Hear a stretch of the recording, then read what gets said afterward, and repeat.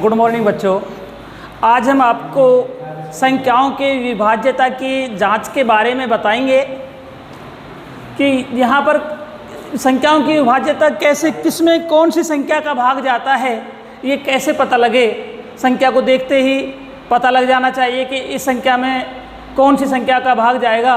तो ये चीज़ बताने के लिए हम आपको आज कुछ नियम मैं आपको लिखवा रहा हूँ और इन नियमों को आप HW में उतार लेंगे और इनको याद भी करेंगे।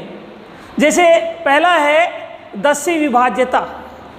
कौन सी ऐसी संख्याएं होती है जिनमें 10 का भाग जाए? तो 10 का भाग उन सभी संख्याओं में जाता है जिनमें इकाई का अंक 0 हो। जैसे अपन को ध्यान दे रखा हो, जैसे 20, 700, 2830, ये इकाई का अंक इनमें सब में क्या है? 0 है। जब सब में इकाई का अंक 0 है तो उसमें 10 का भाग पूरा जाएगा, वो संख्या 10 से विभाजित होगी। उसके बाद दूसरा नियम है 5 से विभाजकता का। तो 5 से विभाजकता का क्या है?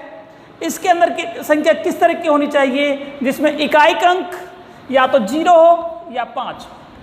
इकाई का अंक 0 या 5 हो तो वे सभी संख्याएं 5 से विभाजित होगी। कोई भी संख्या ऐसी अपन ले सकते हैं, जैसे 995, ये 5 से विभाजित है। 8360, ये संख्या भी 5 से विभाजित है कि इकाई का अंक 5 और 0 जहाँ होगा वो संख्या 5 से विभाजित होगी। अगला वो है 2 से विभाजकता का नियम। 2 से कौन सी संख्या विभाजित होती है? सभी जितनी भी सम संख्याएं हैं, सभी सम संख्या 2 से विभाजित होती है। और इनको पहचानने का सही तरीका है, इसमें इकाई का अंक 0, 2, 4, 6, 8 अगर है तो वे सभी संख्याएं 2 से विभाजित होगी। तो यहाँ ये संख्या 0, 2, 4, 6, 8 इकाई का अंक होना चाहिए, जैसे 972, 864, ये सभी क्या है? ये सभी संख्याएं 2 से विभाजित है।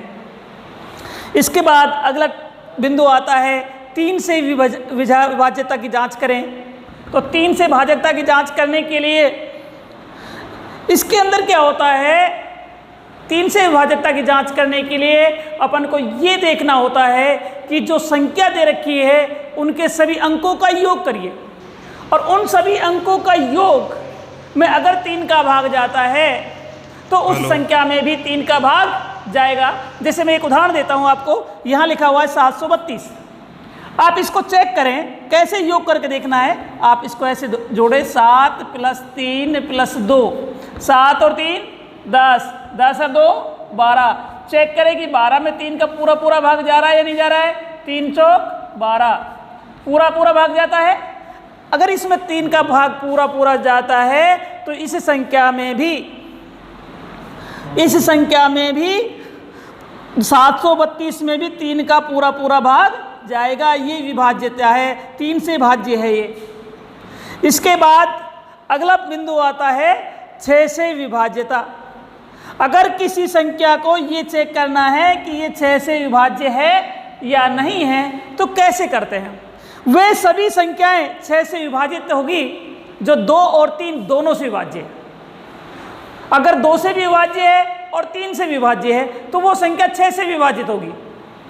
तो उसमें अपन 2 का और 3 का नियम ही लागू कर लें।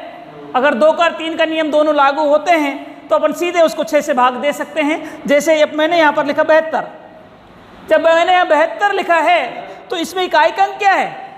इसमें इकाई का अंक है 2। इसका मतलब ये सम है और 2 का भाग जाएगा। दूसरा अपन इसमें अंकों का योग करते हैं, 7 और 2 9, और 9 में किसका भाग जाता है? 3 का भाग भी जाता है। 9 में 3 का भाग जाता है और इकाई का अंक 2 है। ये 2 से भी विभाज्य है, 3 से भी विभाज्य है। जब 2 और 3 दोनों से विभाज्य है तो वह संख्या 6 से भी विभाजित होगी। ये अपने 6 से विभाज्यता के नियम है। उसके बाद 9 से विभाज्यता है। 9 से विभाज्यता का क्या है? जिस तरह से अपन 3 से विभाज्यता का जांच करते हैं कि अंकों के योग में 3 का भाग जाना चाहिए, इसी तरह से अगर अंकों के योग में 9 का पूरा पूरा भाग जाता है तो वह संख्या 9 से विभाजित होगी। जैसे मैंने यहाँ उदाहरण दिया एक 729। अब इसको चेक करना है कि ये 9 से विभाज्य है या नहीं है। अपन इसको अंकों का योग करेंगे 7 + 2 + 9, तो अपन इनको जोड़ कर देखते हैं 7 और 2 9 और 9 और 9 18।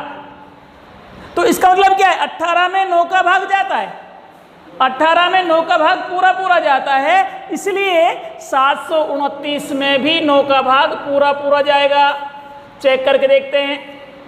9 8 72, यहाँ से तो कुछ नहीं बचा, 9 उतारा, 9 एकम 9, तो इस तरह से पूरा पूरा भाग जाएगा अगर अंकों के योग में 9 का भाग जाता है तो। इस तरह से ये 9 से विभाज्यता का नियम है। इसके बाद अगला आता है 11 से विभाज्यता का नियम। 11 से विभाज्यता का नियम क्या है, संख्या का अपन देख करके कैसे बताएं बिना भाग दिए हुए कि उसमें 11 का भाग जाता है या नहीं जाता है। अपन एक काम करते हैं, इसके अंदर दाएं से यानी कि पीछे से चलते हैं, पीछे से सभी विषम संख्याओं का योग करते हैं और आगे से भी सभी सम संख्याओं का योग करते हैं और दोनों का अंतर लेते हैं। अगर दोनों का अंतर 0 या 11 से भाज्य है तो वो संख्या भी 11 से भाज्य होगी, अन्यथा 11 से भाज्य नहीं होगी। जैसे मैं यहाँ देखता हूँ, दाएं बिंदु से लेते हैं, दाएं से विषम संख्या इसका योग करते हैं। देखिए विषम संख्या 3, एक पहले स्थान पर 3 है, दाएं तरफ से ले रहे हैं 3, उसके बाद 1 और उसके बाद 0, पहले नंबर का, तीसरे नंबर का और 5वें नंबर का, इनका योग करा तो ये आया 4। ऐसे ही दाएं से सम संख्या पर जो अंक है उनका योग करते हैं, तो ये दूसरे स्थान पर है यानी कि 5 प्लस उसके बाद नंबर आएगा 1 का, 1 प्लस उसके बाद 9, इनको जोड़ते हैं अपन, 9 और 1 10, 10 और 5 15। अंतर निकालते हैं, अंतर निकालेंगे 15 - 4 और 15 - 4 करते हैं तो ये आया 11। अब अंतर 11 है तो 11 में 11 का भाग जाएगा ही। जब 11 का भाग जाएगा तो इस संख्या में भी 11 का भाग जाएगा। अपन इसको में भाग देकर देखो कि अपन ने जो चेक किया है वो सही भी है या नहीं है।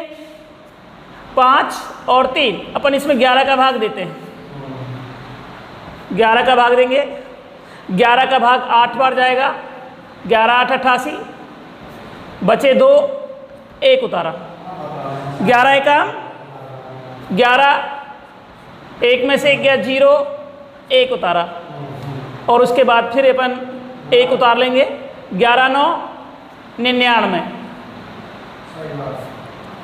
बचा 2, उतारेंगे 5, 11 दूनी 22, बचे 3, उतारेंगे 3, 11 तिया 33, तो 81 923 इसका भागफल आ गया। भागफल पूरा पूरा जा रहा है, शेषफल 0 बच रहा है।